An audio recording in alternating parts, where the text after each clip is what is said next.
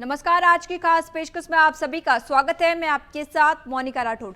हमेशा अपने विवादित बयानों से चर्चा में रहने वाले कांग्रेस नेता दिग्विजय सिंह ने एक बार फिर एक ऐसी बात कह दी है जो 10 जनपद में रहने वालों के गले कतई नहीं उतरती। भले ही पार्टी का पूरा राजनीतिक परिदृश्य बदल जाए, उस मसले पर कभी भी किसी तरह का कोई समझौता नहीं होता। उनका वैचारिक संघर्ष और राजनीतिक विरोध आरएसएस, बीजेपी और नरेंद्र मोदी के घृणात्मक विरोध से आगे जा ही नहीं पाता। पार्टी की CWC की बैठक से ठीक पहले दिग्विजय सिंह ने पार्टी के संगठन को मजबूत बनाने के लिए बीजेपी की तर्ज पर काम करने के लिए नसीहत दे डाली, जो आला कमान को कभी स्वीकार नहीं है। आइए देखते हैं हमारी खास रिपोर्ट में। विचारों और भावनाओं की अभिव्यक्ति में लंबे चौड़े भाषण या आलेख की जरूरत नहीं होती है। केवल एक चित्र और उसके नीचे लिखा कैप्शन ही काफी है। अपने मन की बात को कहने के लिए अभिव्यक्ति का ये माध्यम राजनीति में दुधारी तलवार का काम करता है। राजनीतिक दलों की नीति नियंताओं और पार्टी के संचालकों को आईना भी दिखता है। धुंधले आईने में जब चेहरा दिखाई देना बंद हो जाता है तो उसे बदलना ही पड़ता है।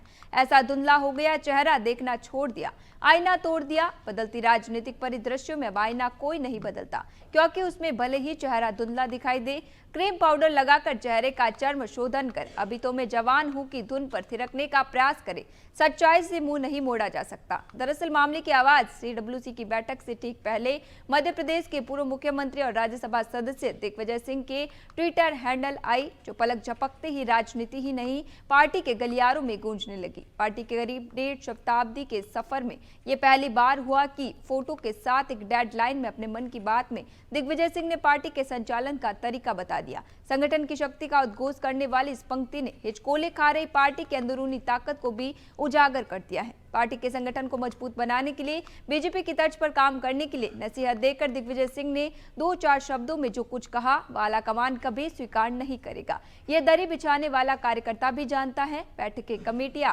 चाय नाश्ता, चर्चा, सब कुछ काम की बातें, लेकिन बेकाब के नेता भी खामोश। तो कार्यकर्ता हैरान और परेशान, इस आस में कि वो सुबह कभी तो आएगी। दिग्विजय सिंह को ये फोटो कहां से मिला, कैसे मिला, सवाल इस बात का नहीं है। सवाल इस बात पर उठ रहा है कि CWC की बैठक से ठीक पहले उन्होंने ये फोटो अपने ट्विटर हैंडल से जारी की।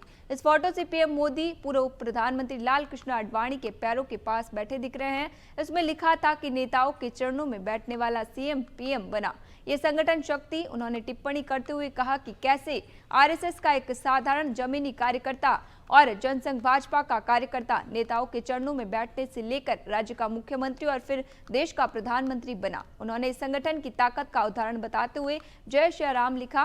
खास बात यह है कि ये पोस्ट करने से पहले दिग्विजय सिंह ने मध्य प्रदेश कांग्रेस में हुई मीटिंग में कांग्रेस में संगठन को मजबूत बनाने के लिए बीजेपी की तर्ज पर काम करने को कहा है। इसके लिए नेताओं को बूथ और जमीनी स्तर पर पहुंचने का संदेश दिया है। दिग्विजय सिंह ने भले ही जाने या अनजाने में फोटो जारी कर घटना को सामान्य बताने की कोशिश की हो, लेकिन जब बात निकली है तो अफसाने भी होंगे, चर्चा भी होगी, बहस भी होगी, घर में भी और बाहर भी। अभी के लिए फिलहाल इतना ही, फिर लौटेंगे एक नए सच के साथ। तब तक के लिए दीजिए इजाजत। नमस्कार।